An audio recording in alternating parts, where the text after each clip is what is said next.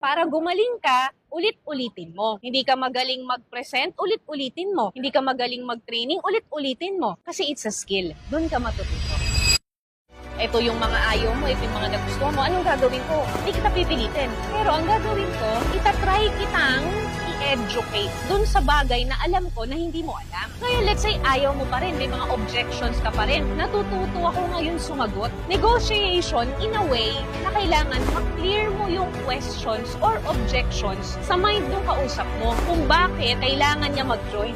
Kung bakit kailangan niya si I Am Worldwide. Kung bakit hindi next month, bakit this week. Bakit hindi next week, bakit ngayon. Doon ka ngayon matututo. Sa kada kausap mo araw-araw. So halimbawa, ang nakakausap mo lang sa loob na isang linggo, isa. E di, ang tagal mong gumaling doon. Makakakita ka ng progress na mas mabilis, mas mamamaster agad yung ginagawa na negosyo ng mas mabilis kung araw-araw gagawin. So, mas gagaling ka sa isang bagay, kahit anong bagay pa yan, pag everyday mong gagawin.